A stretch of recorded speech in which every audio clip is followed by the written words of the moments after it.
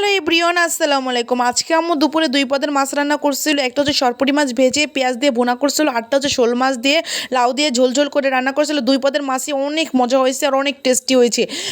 এই প্রথমে আমি হচ্ছে মাছটা সুন্দরভাবে মানে আস্তে আস্তে করে বেছে তারপরে খাইতেছিলাম। মাছটা অনেক মজা, মাছে অনেক কাটা ছিল, বাটা মাছে কাটা থাকলে কি হয়েছে, একটু কষ্ট করে খেতে হবে, কষ্ট করে খেলেই কিন্তু মাছটার স্বাদ বোঝা যাবে। সো কাটা আমার প্রচুর পরিমাণ বসে, বিশ্বাস করো। কাটা আমি মাছ খাইতে গেলে আমার কাটা বসে, তার জন্য আমি ভয়ে মাছ খাই না, অনেক কম খাই। বাট এই মাছটা অনেক স্বাদ ছিল, বিশ্বাস করো। যারা যারা এইভাবে মাছ ভুনা করে খাও তারা একমাত্র বুঝবা যে এই মাছের স্বাদ কত। দেখো কি জুসি জুসি হয়েছে, দেখছো ভিতরে কি সুন্দর সফট একদম মিশে গিয়েছিল একদম। মুখের ভিতরে যখন দিয়েছি তখন মনে হয় এত স্বাদ, মানে আমার কাছে এত ভালো লাগে। যারা আমার খাবারের ভিডিও পছন্দ করো, লাইক করো, তারা, আমি শুধু খাবারের ভিডিও করে থাকি না, আমি হচ্ছে নানান ধরনের ভিডিও মেক করে থাকি।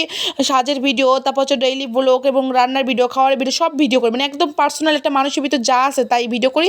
যাদের ভালো লাগে তারা অবশ্যই ইউটিউবে সাবস্ক্রাইব, ফেসবুকে পেজে ফলো এবং টিকটক আইডিতে ফলো করবা। আমি অনেক কষ্ট করে ভিডিও মেক করে থাকি, বুঝছো। এরপর এখন দেখো আমার খাইতে ইচ্ছা করতেছে, বুঝতেছি না, কারণ এখন হচ্ছে ভয়েস দিতেছি হচ্ছে 12টার দিকে। এখন হচ্ছে প্রচুর পরিমাণ ক্ষুধা লেগেছে, প্রচুর পরিমাণ ক্ষুধা লেগেছে এখন। মানে এখন হচ্ছে বিস্কুট চানাচুর এগুলো ঠিকই খাবো, কিন্তু হচ্ছে এই মাছটা এখন খাওয়ার পর যেই ক্রেভিং উঠছে, বিশেষ করে এখন খাইতে লেগে পরানটা ছিঁড়া যেতেছে। বাট হচ্ছে এখন আসে ফ্রোজেন করে রাখছে, তো ফ্রোজেন করে রাখলে ওইটা ভালো লাগবে না, ওইটা তারপর হচ্ছে গরম করে, এটা অলসতা, আমার ভালো লাগে না, একদম আলসামি লাগবে। এই দেখো হচ্ছে মাছটা কাটা সুন্দর বেছে কীভাবে খাইতেছি বড় বড় বাইট দিয়ে। তোমরা আমার প্রত্যেকটা যখন ভিডিও দেখো, প্রত্যেকটা ভিডিওতে কিন্তু আমি বলে দিয়েছি আমি বড় বড় বাইট দিয়ে বড় বড় লোকমা দিয়ে খাই। কেউ আমার বড় বড় বাইট দিয়ে বা বড় বড় লোকমা দিয়ে খাবার খাওয়া দেখে কেউ মাইন্ড করবে না, ওকে। সো আমি বড় বড় বাইট দিয়ে খাবার খাইতেছি আর আম্মুরে বলতেছি, আম্মু বিশ্বাস করে এত মজা হয়েছে, আমার আম্মুর রান্না এত টেস্টি। যারা আমার আম্মুর হাতে রান্না খাইবে তারা পৃথিবীর সব রান্না ভুলে যাবা।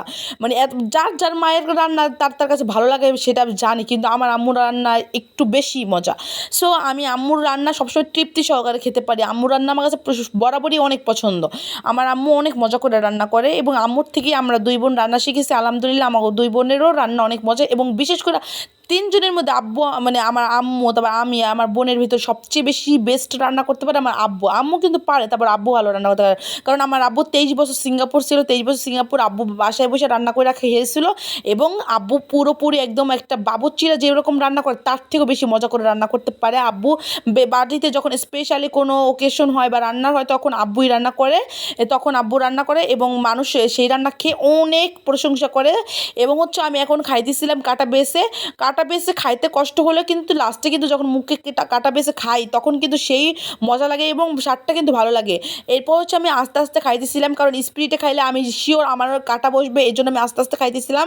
এখন হচ্ছে মাথাটা আছে না, মাথাটা যে কি মজা, মাথাটা ভেঙে তারপর হচ্ছে মুখের ভিতরে একসাথে দিয়ে দেবো। এই মাথাটা যে কি মজা, যারা খেয়েছো তারাই বুঝবা। অবশ্যই অনেকে খেয়েছো, বাট আমি হচ্ছে খাইতেছিলাম। আমি এই মাছ আমার আব্বু বেশিরভাগই আনে, কারণ এই মাছ অনেক মজা। মাছগুলো নিয়ে এত টেস্টি, বিশ্বাস করো। আমার আব্বু সবসময় দেশি দেশি মাছ আনে, এই জন্য এই মাছগুলো নিয়ে বেশি আরও স্বাদ হয়ে যায়। সো দেশি মাছ অন্যরকম টেস্ট পাওয়া যায়, দেশি মাছে, অন্য মাছে। সো আমার ভিডিও যাতে ভালো লাগে অবশ্যই আমাকে সবাই বেশি বেশি করে সাপোর্ট করবে। আজকের ভিডিও এ পর্যন্ত, আল্লাহ হাফেজ, ভালো থাকবেন।